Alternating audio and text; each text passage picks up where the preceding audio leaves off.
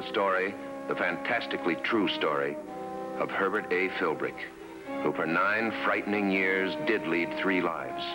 Average citizen, high-level member of the Communist Party, and counter-spy for the Federal Bureau of Investigation. For obvious reasons, the names, dates, and places have been changed, but the story is based on fact. In this week's story, you'll see an attempt by a counter-spy to secure vital information from the guarded and secret files of Communist headquarters itself.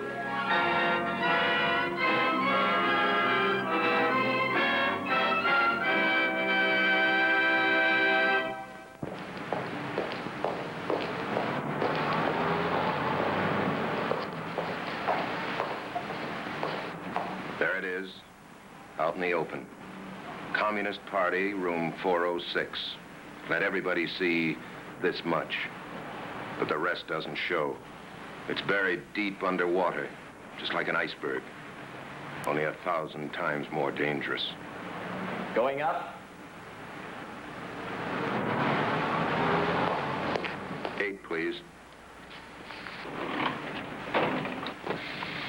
That's right, the 8th floor, not the 4th.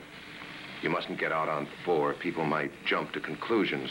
They might think you're a communist.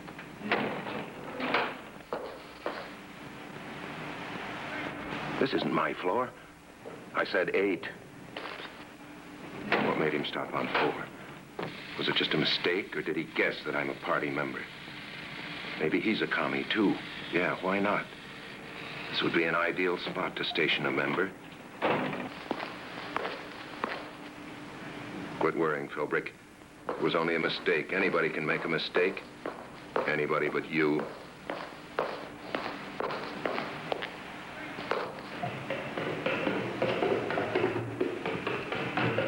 When will it stop? This getting off at wrong floors, sneaking down back stairs, hiding in the shadows. When will you be one man, not 3? Just one. Herbert Philbrick, advertising executive, husband, father, normal American. You know the answer, don't you? When the FBI says the job's done, or when the commies get wise and there's no more job for you to do, and no more Philbrick to do it. Going down?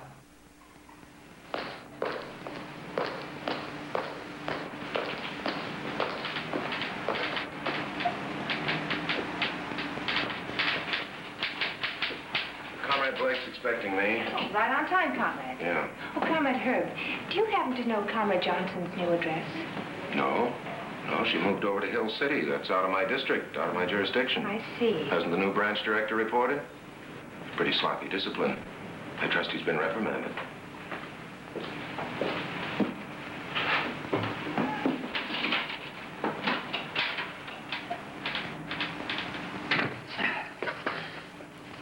Like the cap of the iceberg, Comrade Jack Blake is a visible commie. In the last 4 elections, he's been the party's candidate for governor, and each time he's polled less votes than the time before. But his political defeats have not disturbed his surface good humor. He's happy to see me, happy to commend me on my progress in the party. Happy to announce that I'm being considered for more important duties. And that's why I've sent for you today, Comrade Herb. Oh? Party headquarters in New York has requested the names and addresses of all non-card-carrying members in this area. The information is needed immediately. You will prepare the list tonight. Well, why me? I don't know who carries a card and who doesn't. I'm not even acquainted with half... I'm aware of what you know and what you don't know, comrade. Now, in the top drawer of that file cabinet is a manila folder which contains 6 lists of names. Names in themselves are meaningless. Some are real, some fictitious. If the FBI should ever investigate these people, the results might be rather amusing. Yes, I see what you mean. But after each of these names is a series of numerals. Now, the first set of numbers refers to a page in a telephone book. The second set to a column on that page. And the third set to a line in that column. You'll find other numerals and letters, but only the first 3 sets have any significance. When you get back to the office, you'll find 6 telephone books on top of the file cabinet. The first sheet of names and numerals is marked A and will correlate with the top phone book. The second page is marked B and refers to the second book, and so on. All you'll be required to do is to translate the numerals into names and addresses and type them up in duplicate. That sounds more like a job for Comrade Agnes. I didn't join the party to become a typist. Comrade Agnes has never been permitted to deal with secret files. You should be flattered that I've selected you.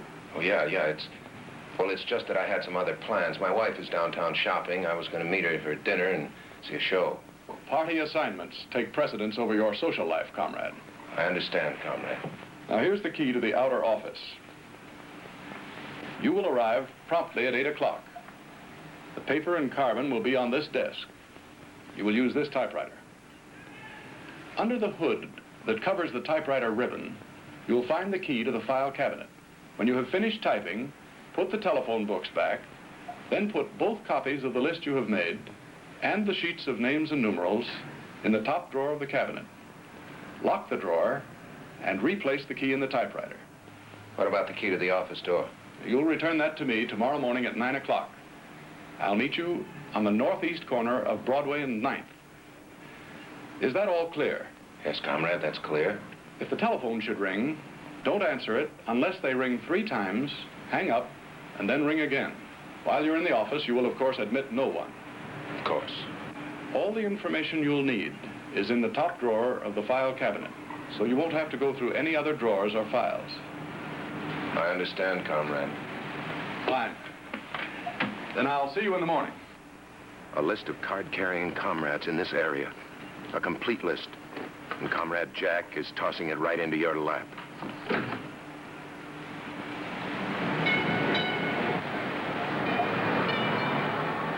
You better be ready for the catch, Philbrick. Don't fumble the ball. Not this time. It could mean a touchdown. The first thing to do is check signals with the coach. Special Agent Dressler is running the team, so you'll have to get in touch with him. But how? You've only got a couple of hours, not long enough to set up a contact. When the telephone's out, you couldn't explain what you're up to in code. I guess you've got to see him in person. That means his office. Dressler told you never to come there unless you had something big that couldn't wait. Well, this is big, all right. Big enough for any risk. From Communist Party headquarters to the FBI. It's not very far, just 10 or 15 minutes. But it's one of the most dangerous trips a man can take. It could be the last stop on your line, Philbrick. One thing, you can't go directly to Dressler's office. That's a risk you don't ever take, no matter how important your business is. First, you gotta make sure that... Holy mackerel. Eva, when did I promise to meet her? 5 o'clock? I'll be late. Taxi.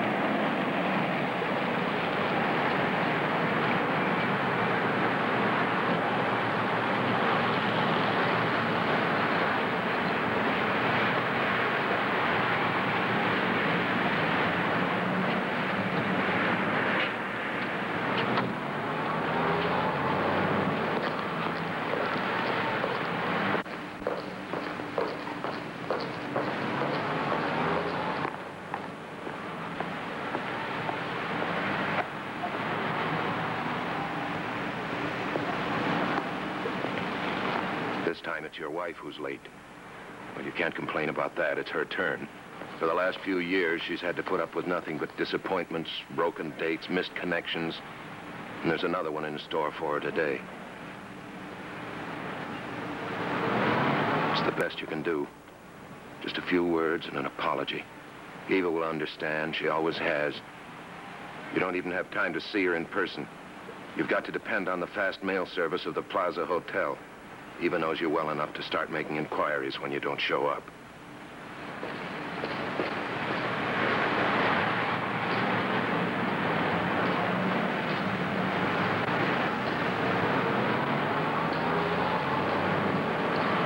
Only too blocks to the FBI. That's a break, at least.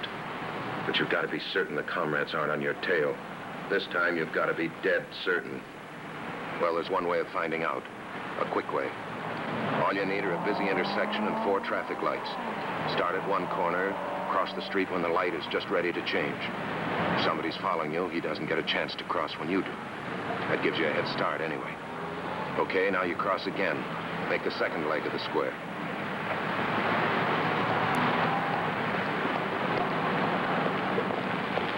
Quick glance over your shoulder and you're in position to spot a familiar face.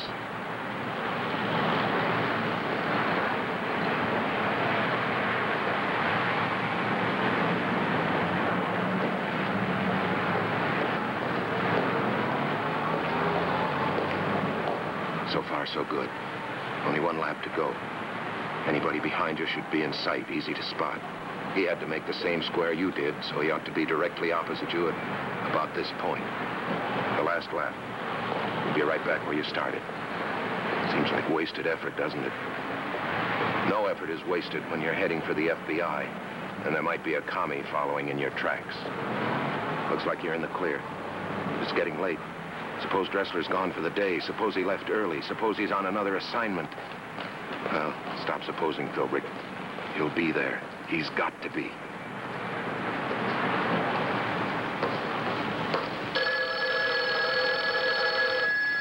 Dressler speaking. Oh, yes, send him right in. It's Philbrick. Must be something important. This doesn't tie in with any information I've got, Glenn. I can't figure it out either. The Lincoln Hotel. Hello, Herb. Hi. You remember Tucker? Yeah, sure. How are you? What's up? I think I can lay my hands on something really hot. I just left party headquarters. Comrade Jack Blake sent for me to put together a list of non-card-carrying members. He didn't. Yeah. The way it's going to work is this. I describe my meeting with Blake and my assignment for the evening. I try not to leave out anything. I give them all the details I can remember, even the ones that don't sound important. I learned a long time ago that everything's important to the FBI. Trivial details may be just the evidence necessary for convictions. There won't be anybody there with you. No, I'll be alone in the office with the door locked. If any comrade comes around to check on me, I can destroy the other copy before he can get in. They won't need to come by to check on you, Herb. They won't need to. Oh? Now we know what this report is all about. Your friend Blake has reserved a 4th floor room in the Lincoln Hotel for tonight. The Lincoln? That's directly across the street. From party headquarters. They'll be watching you every minute you're there, Herb. Where's that model? In my office. I'll be right back. I thought it was too good. Too pat. You know, sometimes I wonder how the party gets anything done with half the members always watching the other half. This may give us an idea. Come over here.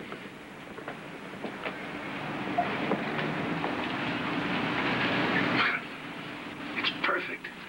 The outer office, Blake's office. I keep thinking I'm onto your stunts, and then you keep coming up with new ones. The top drawer of the file cabinet. Well, they'll have a good view of you while you're there. And while you're typing, you'll be right in front of the window. That figured. What do you think, Glenn? Philbrick will be sitting on a trap. If he steps out of line just once, it'll go off. Yeah, but bait's so nice, I hate to pass it up. I don't know. Now, maybe we'll have to. Then maybe we won't.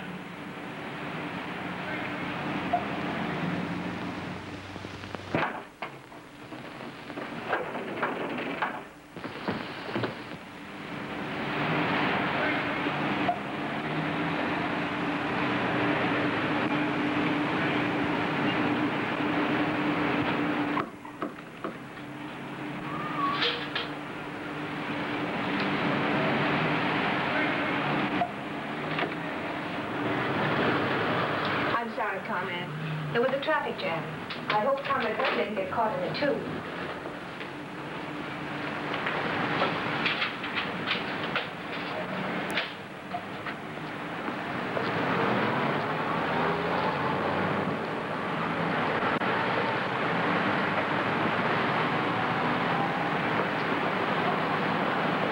He didn't. Comrade Herb is punctual as usual.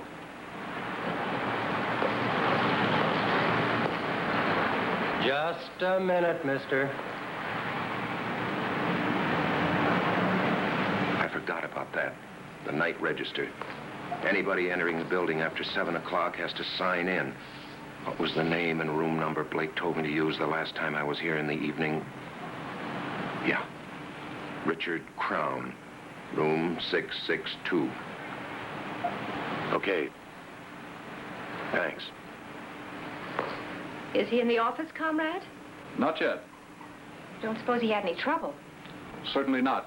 Comrade Herb has already proved himself to be one of our most capable and efficient members. Then why are we here, Comrade? To watch him or to protect him? We're here to do whichever may prove necessary. I could have prepared the list without all that effort. I don't see why I Are you would. so anxious to become familiar with the secret files, Comrade Agnes? Certainly not, Comrade. I just thought it would be simpler if I... The simplest method is frequently the most dangerous. But, Comrade, if you trust Comrade Herb so completely... The only things I trust completely are what I see with my own eyes. And at the moment, I see Comrade Herb entering the office.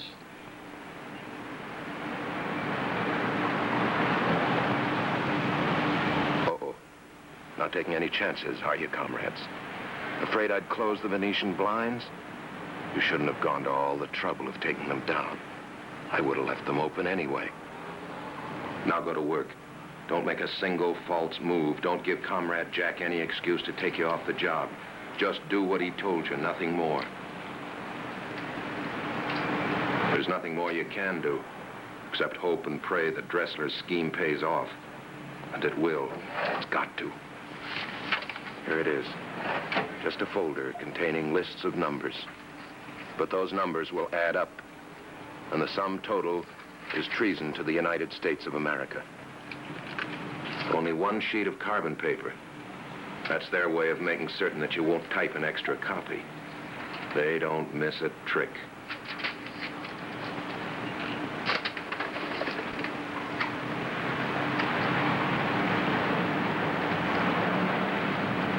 Let's see. Page 16, column 3, line 29. Frederick Appleby, 6187 Edgewater Road.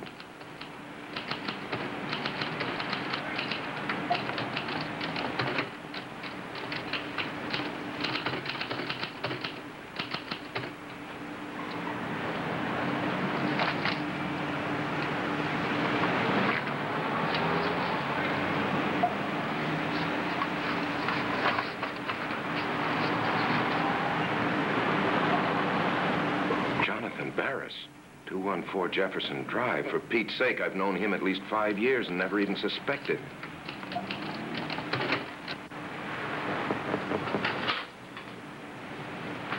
Would you like me to relieve you, Comrade? Just for a moment. It shouldn't take him very long.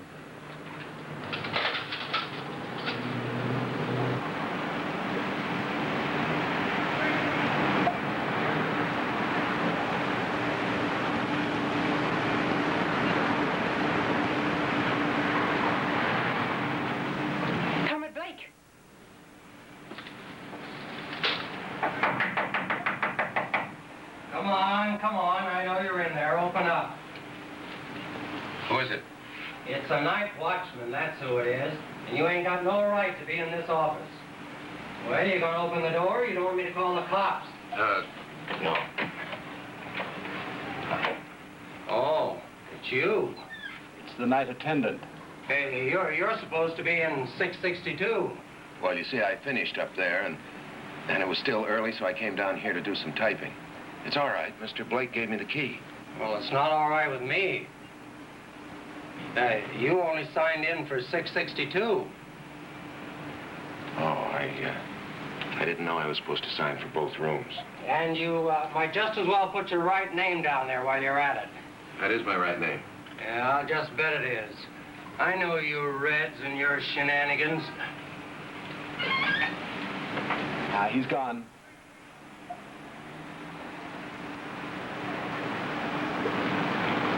Odd, isn't it? that the watchman should happen to drop by the office tonight. I don't suppose it was just a coincidence. He frequently interrupts me when I'm working late. Apparently, Comrade Herb handled the matter with considerable poise. You're almost finished. 5 or 10 minutes, that's all you need. If there aren't any more interruptions, if they let you alone, you'll be on your way home by...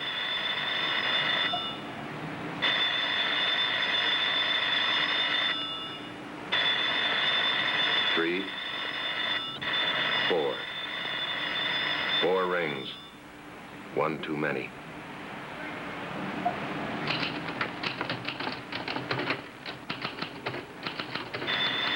Sorry, comrades, I'm not picking up your wrong cues tonight. If you really want to talk to me, use the right signal.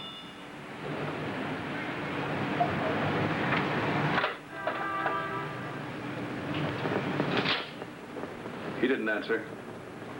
There are so many violations of party discipline these days, it's a relief to know that some will be depended upon for strict obedience to orders.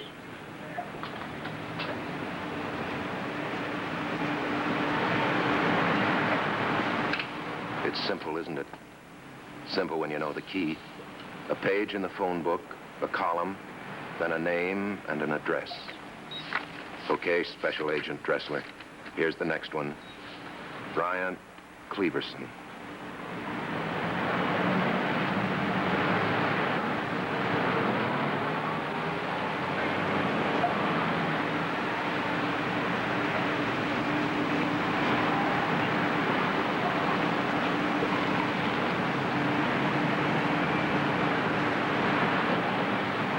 Bryant Cleaverson.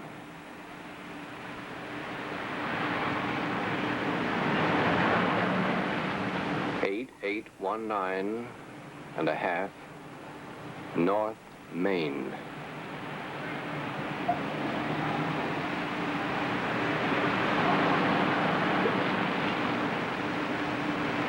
Janet Baker.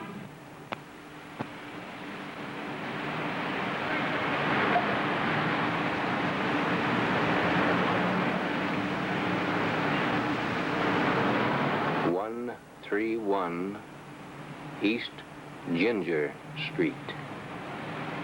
Well, he made a typo that time. With his telescope, I can see every comma and period. Now he's almost at the end. George Duquette. 99... Now, wait a minute. I can't see the whole address. He's blocking it. 9920 River Street.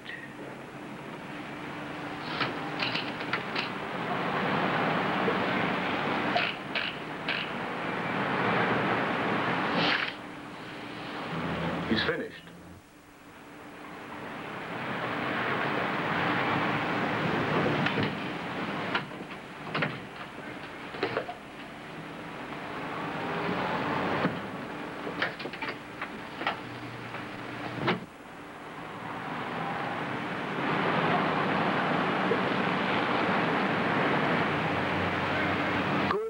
Things away exactly according to my instructions.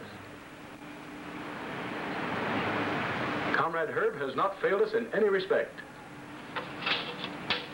He deserves a great deal of credit for the way he's performed this assignment. A valuable night's work. Extremely valuable.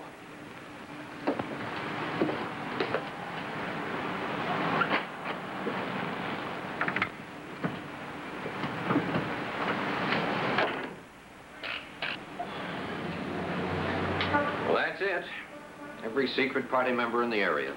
From now on, no matter where they go, no matter what they do, they'll never be secret again. Do you think you picked up much? Let's give it a quick check. He's putting things away exactly according to my instructions. Comrade Herb has not failed us in any respect. He deserves a great deal of credit for the way he's performed this assignment. A valuable night's work. Extremely valuable.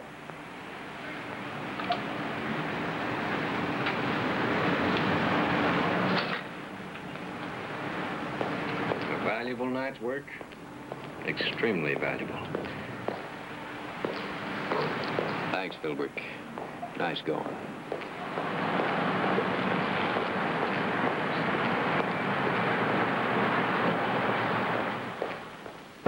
communists, once secret enemies of the United States, became pipelines of information to the FBI. Information no longer secret, no longer dangerous.